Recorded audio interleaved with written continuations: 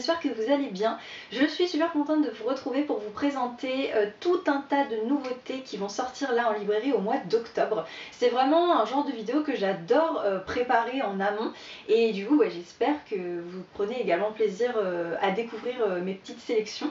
Et d'ailleurs justement j'insiste sur ce point, je le redis régulièrement, mais ces vidéos, c'est vraiment des sélections personnelles de livres qui vont sortir dans le mois et qui me tentent moi. Donc c'est tout à fait normal si vous regardez la vidéo en étant persuadé que je vais parler d'un livre qui va sortir et en fait non. C'est tout simplement que soit le livre ne me tente pas, soit j'ai pas vu qu'il allait sortir parce que je peux pas tout voir non plus, mais vraisemblablement c'est quand même plutôt la première option. Voilà. Donc écoutez, sans plus attendre, on va démarrer tout de suite. Avant d'entrer directement dans le mois d'octobre, je vais vous présenter 3 livres qui devaient sortir au mois d'octobre et qui apparemment ont été avancés au 29 septembre. Donc dans le doute, je préfère les présenter comme sortant le 29 septembre. Le premier, c'est le nouveau roman de Grégoire Delacour, L'Enfant réparé, qui paraît aux éditions Grasset. Apparemment, c'est un roman autobiographique dans lequel Grégoire Delacour va raconter ce qu'il a pu vivre durant son enfance, des choses apparemment dure et très traumatisante. J'en sais pas plus, je sais pas du tout de quelle thématique il s'agit. J'ai un peu peur dans le sens où je pense que ça va être dur, voilà, mais c'est un auteur que j'adore. J'adore déjà sa plume pour des histoires inventées. Et là, du coup, j'ai très envie de découvrir ce que ça va donner avec un récit dans lequel il va se livrer comme ça. Autre sortie le 29 septembre, cette fois au format poche chez Le Livre de Poche, c'est Une sirène à Paris de Mathias Malzieu, roman qui a eu beaucoup de succès en grand format, qui a été adapté en film, tout ça, qui me tente énormément voilà, quand j'ai vu qu'il sortait en poche, j'ai dit « Oh, à mon avis, il va être ajouté à mon Pumpkin Autumn Challenge ». L'histoire, je pense que vous la connaissez, tout est dans le titre, c'est que c'est un jeune homme qui va trouver une sirène échouée sur les bords de Seine, il me semble, à Paris, qui va la ramener chez lui, la mettre dans sa baignoire pour la soigner, le temps de pouvoir ensuite la remettre dans l'eau. Sauf que une sirène, on le sait, normalement ça a des effets assez néfastes sur les hommes et toute la question va être de savoir comment ça va se passer pour lui. Et le troisième livre, je n'ai pas de photo ni rien, mais normalement au titre, ça devrait vous donner autant envie que moi. C'est Les plus belles librairies du monde. Voilà, un beau livre qui va sortir aux éditions EPA, je pense que ça se prononce comme ça. Je vous mettrai l'ISBN en barre d'infos, de toute façon tout ce que je vous dis, toutes les informations des livres seront en barre d'infos comme d'habitude. J'ai hâte qu'il arrive en librairie pour pouvoir le feuilleter, voir ce qu'il en est, parce que le titre est très prometteur. On passe maintenant bel et bien au mois d'octobre, avec tout d'abord le 6 octobre et la sortie au format poche des Petites robes noires de Madeleine Saint-Jean, publiée aux éditions Le Livre de Poche. C'est un roman que vous avez vu passer sur ma chaîne si vous avez regardé mes vlogs de Noël l'année dernière. En fait, il était dans ma pile à lire. J'ai commencé à le lire, j'ai dû lire je sais pas 20 ou 30 pages et puis en fait j'étais plus dans le mood. Voilà, Noël l'année dernière c'était un peu compliqué, donc j'ai préféré le laisser de côté, le reprendre cette année parce que voilà, c'était un coup à ne pas lui laisser sa chance en fait. Et donc c'est un roman qui va se passer en Australie dans les années 50-60 je crois, au moment de Noël, voilà, quelques jours, semaines avant Noël, et on va suivre plusieurs jeunes femmes qui travaillent dans un magasin de vêtements. Et ça va être un roman très très girly, très femme, un peu en mode Desperate Housewives, Sex and the City, tout ça, qui va mettre en avant toutes les problématiques un peu féminines.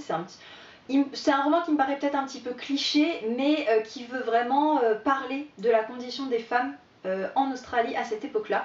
Et comme en plus il y avait cette petite ambiance Noël, je trouvais que ça avait l'air quand même pas mal et j'espère vraiment pouvoir le reprendre cette année. On passe maintenant au 7 octobre avec plusieurs sorties. La première, c'est une nouvelle sortie au format poche, c'est Alma de Jean-Marie Gustave Leclésio en folio. Où, si vous voulez, le narrateur qui est né à l'île Maurice mais qui a grandi en France va décider, aux alentours de ses 50 ans je crois, de repartir à l'île Maurice pour enquêter sur ses origines. Et c'est apparemment un roman hommage à l'île Maurice. Voilà. Et quand on sait la qualité d'auteur de Leclésio, je pense qu'on peut s'attendre vraiment à un grand livre. Je ne l'ai jamais lu et c'est vrai que j'en entends tellement parler, il est quand même prix Nobel de littérature. Je me dis que moi qui aime bien justement en plus découvrir des territoires, comme je vous disais précédemment dans d'autres vidéos, la République dominicaine, voilà, des territoires qui ne sont pas très développés en littérature.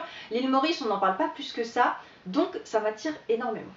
Toujours le 7 octobre, pareil au format poche, le dernier tome de La Passe Miroir, La Tempête des Échos. Donc je n'en suis toujours qu'au tome 1, mais bon, ça me paraît important de vous signaler que le tome 4 sort au format poche. Et il sort dans les deux formats, c'est-à-dire en format jeunesse et en folio adulte. Je crois que c'est chez Folio. Donc peu importe dans quelle collection poche vous avez démarré, les deux arrivent. En fait, je me rends compte que sur le 7 octobre, je ne suis que sur de la sortie poche. Voilà, puisque pareil chez Pocket, Les Sorcières de Pendle de Stacey, je sais pas comment dire en anglais, Holtz. Roman dont on a beaucoup entendu parler l'année dernière, notamment parce qu'il a été beaucoup mis en avant par Margot Liseuse. Là, il va être question de, comme son nom l'indique, de sorcières, mais sorcières en mode toutes ces femmes qui dérangeaient ou qui détenaient un petit peu de savoir scientifique, de médecine ou quoi, et qu'on a brûlé, à qui on a fait des procès. Enfin, ça va être cette thématique-là où en fait on va suivre une jeune femme qui, après plusieurs fausses couches, est enfin de nouveau enceinte, et c'est un peu sa dernière chance pour pas complètement déshonorer son mari, et elle va être aidée par une sage-femme, sauf que cette sage-femme c'est vraiment la meilleure dans son domaine, il n'y a qu'elle qui peut l'aider, mais elle va être accusée de sorcellerie, et donc la jeune femme va tout faire pour l'aider parce que en fait sans elle, elle peut pas mener à terme sa grossesse, et ça va vraiment être une histoire de femme au cœur de toute cette tyrannie qu'il y a pu y avoir contre elle, et c'est vraiment un roman qui a l'air très bien, il n'y a eu que des bons retours dessus, donc peut-être également qu'il va rejoindre ma pile à lire du Pumpkin Auto Challenge. Et enfin, dernière sortie poche le 7 octobre, Miarca d'Antoine Demeaux, publié aux éditions Point. Ce livre, en tout cas le gros format, je vous l'ai présenté dans ma vidéo sur Simone Weil, je vous mettrai le lien en barre d'infos si vous ne l'avez pas vu, puisque là en fait Antoine Demeaux va s'intéresser à une des sœurs de Simone Weil, donc qui était Denise Vernet, dont le nom de code dans la résistance était Miarca, et en fait c'est quelque chose qu'on ignore pas mal, mais sa sœur est entrée dans la résistance et elle a été déportée non pas en tant que juive mais en tant que résistante, et elle a réussi à cacher ses origines juives durant toute sa détention. Et ça va vraiment être son parcours à elle, et Simone Weil est évidemment présente mais beaucoup moins, et j'ai apprécié en fait découvrir le parcours de cette femme. Les sœurs, la famille sont évidemment beaucoup présents dans le récit, mais voilà, c'est un livre. J'avais quand même des reproches à lui faire, je vous renvoie à ma vidéo une fois encore si vous voulez en savoir plus, mais il en reste pas moins quand même très intéressant pour découvrir le destin assez incroyable de sa sœur. Je termine la date du 7 octobre avec cette fois une sortie grand format, et donc le seul livre que j'ai en ma possession parce que je l'ai reçu en service de presse, c'est La couleur du silence de Cassie Dandridge Selleck aux éditions du Seuil. Là, c'est un roman qui va nous entraîner aux États-Unis à l'été 1976. Et il va être question clairement de racisme et de ségrégation, puisque je crois que c'est le fils du shérif de la ville qui va être retrouvé mort, et en fait ça va être un homme noir qui va être accusé, et pendant apparemment 25 ans sa patronne va connaître la vérité et sans l'avoir jamais dite, et au bout de 25 ans elle va être contrainte en fait de révéler qu'est-ce qui s'est vraiment passé durant cet été-là. Donc il va y avoir aussi tout un côté apparemment d'aller-retour dans le temps entre aujourd'hui et hier, et voilà, ça a l'air d'être un très beau roman sur ces thèmes de ségrégation et de racisme, que j'ai gentiment reçu par la représentante Interforum qui diffuse les éditions du Seuil, et j'ai hâte de le lire. Le 13 octobre paraît un coffret des 2 BD de L'Homme étoilé, donc qui contient À la vie et Je serai là, donc aux éditions Calman Levy graphique. Je n'ai pas encore l'image du coffret final, mais sachez que vous pouvez foncer. Voilà, À la vie, moi ça a été un coup de cœur, mais absolu. Je serai là, même si ça n'a pas été un coup de cœur, ça a été une excellente lecture, et c'est clairement pour préparer Noël, hein. Voilà, il commence à sortir un petit peu les coffrets et je ne peux que vous inviter à vous le procurer. C'est pas forcément une thématique facile, puisque en fait L'Homme étoilé c'est un infirmier en soins palliatifs qui en plus d'être humainement incroyable a un vrai talent pour le dessin, et qui en fait raconte dans ses BD son quotidien dans ce service. Il va nous présenter en fait des patients, leur histoire, et oui, c'est dur à lire dans le sens où on sait que les personnes vont décéder puisqu'elles sont en soins palliatifs, elles sont en fin de vie. Je sais que c'est quelque chose qui a pu déranger certaines personnes qui d'un point de vue sentiment, émotion, enfin, c'était trop dur pour elle. Mais moi qui suis très très sensible, j'ai adoré en fait, voilà, j'ai adoré découvrir toute l'humanité qu'il peut y avoir dans ces services en fait et découvrir la véritable vocation, parce que c'est une vocation de ces infirmiers en fait qui sont là pour tenir la main de ces personnes dont ils ne connaissent rien finalement et pour les accompagner jusqu'à leur dernier souffle. C'est vraiment beau, mais puis il y a de l'humour quand même dedans, c'est tendre, enfin, moi je trouve que c'est vraiment des superbes BD, je peux que vous les recommander. On passe au 14 octobre avec la sortie du 4e tome de la saga des Cazalet, Nouveau départ d'Elizabeth Jane Howard aux éditions de la Table Ronde. Je vous en ai parlé dans ma vidéo sur les pavés, j'ai adoré le tome 1, donc j'ai du retard vu qu'on en arrive déjà au 4. Mais voilà, si vous aimez bien Downton Abbey, si vous aimez les romans très descriptifs, vous adorerez cette série. Alors on va croire que je fais un petit remake de ma vidéo sur les pavés parce que je vais vous parler de la saga Les Déracinés, mais il se trouve en fait que le 14 octobre sort un coffret, donc là je vous présente juste mon poche pour que vous voyez de quoi je parle, mais sort un coffret et donc vu les éditions pour moi c'est les 4 tomes en grand format, voilà, dans un très beau coffret. Il ne coûtera que 35 € et du coup je m'interroge parce que je me dis les 4 en grand format ça coûte quand même cher, donc ça donne l'impression en fait qu'il n'y aura que 2 livres dans le coffret, donc un livre qui reprendra tome 1, tome 2 et l'autre tome 3, tome 4, mais je n'en sais pas plus pour l'instant, donc quand j'aurai plus d'informations je pense que je vous le mettrai sur Instagram. Voilà, mais clairement pour Noël ça peut être un très beau cadeau. Toujours le 14 octobre paraît Les Chagrins d'amour font de belles chansons de Tamara Baliana aux éditions Hugo Roman. Tamara Baliana, c'est l'autrice de N'oublie pas le chocolat, une romance de Noël que j'ai adorée l'année dernière. Et c'est vrai que ce que j'avais beaucoup aimé, c'est que, évidemment c'est une romance, en plus de Noël, donc c'était un peu cliché, mais pas trop, enfin c'était cliché mais c'était pas trop niais, vous voyez. Et pour moi c'est important dans les romances, donc du coup je me dis que je peux potentiellement faire confiance à cette autrice, j'espère du moins. Et j'ai donc repéré sa nouvelle romance. Là, ce sera clairement pas pour tout de suite, je pense que ce sera pour l'été prochain, parce que ça va se passer en Italie, avec la thématique un peu de l'opéra, voilà.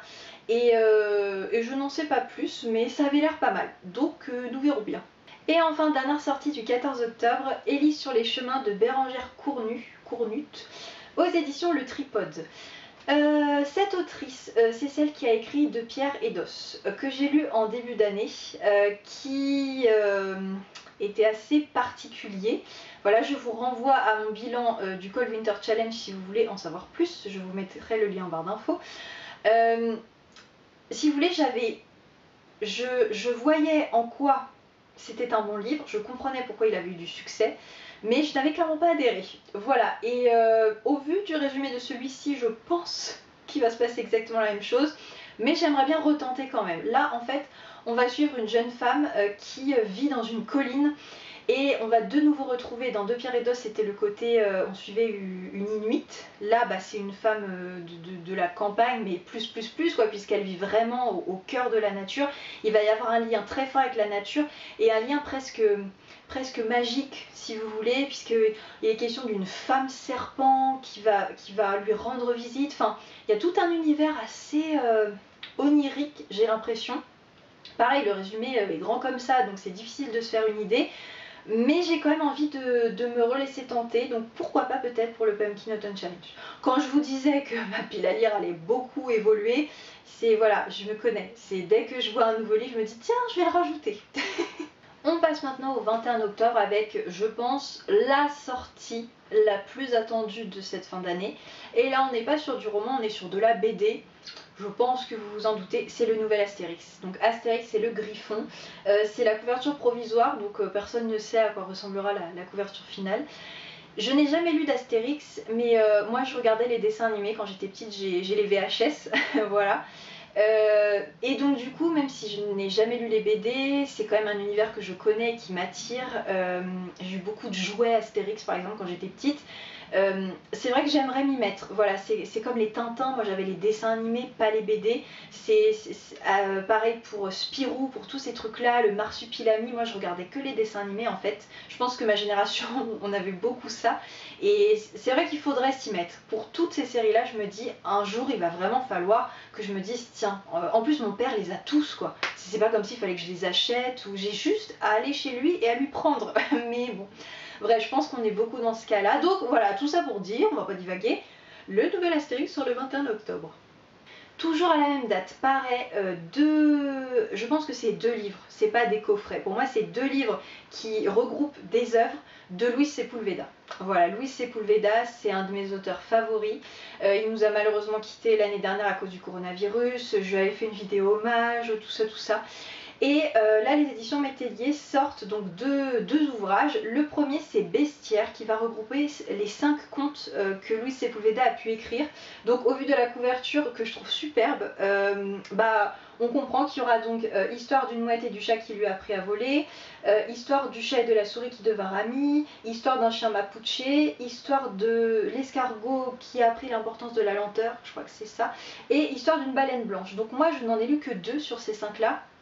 J'ai hâte de voir la tête du livre, est-ce qu'il va être gros, grand, comment, pourquoi, mais je pense me procurer ou peut-être même demander pour Noël celui-ci.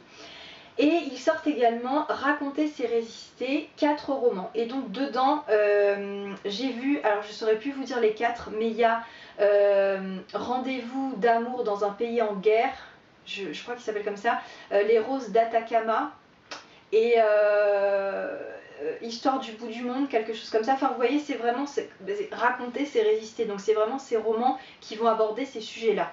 Voilà, donc clairement celui-ci est plus adulte que celui-là, mais bon, une fois encore, j'attendrai de voir à quoi ça ressemblera en vrai, mais ça me paraissait fondamental, vu que j'adore Luis Sepulveda, de vous prévenir de ça. Parce que ça peut, comme je vous dis, faire une très bonne idée de cadeau de Noël. Et enfin pour le 21 octobre, paraît au format poche chez Pocket, Les Nuits enneigées de Castle Court, je ne sais pas comment prononcer ce mot, d'Holly Hepburn. Là, on est sur une petite romance de Noël, voilà. On va dire l'histoire est un peu vue et revue, mais il n'empêche que ça a l'air sympa quand même, où 2 femmes sont à un tournant de leur vie et décident de un peu tout plaquer pour réaliser leur rêve, d'ouvrir une boutique de biscuits artisanaux dans ce petit village où évidemment elles ne vont pas forcément être bien accueillies par tout le monde, mais où d'autres vont les soutenir, dont 1 ou 2 personnages masculins très beaux. Voilà, vous avez compris le principe des romances de Noël, mais il n'empêche que ça a l'air quand même sympa. C'est ce qu'on recherche dans les romances de Noël. Et puis cette couverture, quoi, avec la neige et tout, ça a l'air quand même pas mal. Le 27 octobre paraît, non pas un livre, même s'il y a un petit livre dedans, un coffret, parce que vous savez que tous les coffrets de Noël commencent à arriver dès octobre, qui s'appelle Hello Mr. Pookie, et qui est en fait un petit hérisson en mug. Tellement mignon, je vous laisse, voilà, moi je craque, voilà, je me le suis déjà précommandé, et puis il y a voilà, le coffret est présenté comme ça, il y a un petit livre avec des petites recettes dedans, voilà, c'est pas très littéraire, mais je pouvais pas ne pas vous le présenter. Je termine cette vidéo avec la sortie d'une version collector aux éditions Point des lettres à un jeune poète de Rainer Maria Rilke qui intègre en fait en bonus les lettres justement du jeune poète, puisque apparemment dans le livre que tout le monde étudie, il n'y a que les réponses de Rilke. Je crois qu'on dit Rilke, pas Rilke. Bon. Mais les lettres originaires, d'origine, apparemment, j'ai l'air de comprendre ça, qu'elles sont pas dans le livre et que là du coup pour la version collector ils les ont ajoutées. Et je vous ai dit que pour le Pumpkin Autumn Challenge j'avais envie de lire ces lettres. Donc quand j'ai vu ça je me suis dit que ça pourrait peut-être être pas mal de se le procurer. Voilà. Et bien écoutez, cette vidéo de présentation de nouveautés touche à sa fin. J'espère que je vous ai donné envie de découvrir certains de ces livres. N'hésitez pas à me dire s'il y en a que vous avez ajouté dans votre wishlist. Voilà. N'hésitez pas à me dire aussi si vous avez repéré d'autres nouveautés que j'ai peut-être pas mentionnées. Et puis écoutez, sur ce, je vous souhaite de très belles lectures et je vous dis à très vite dans une prochaine vidéo. Hasta luego!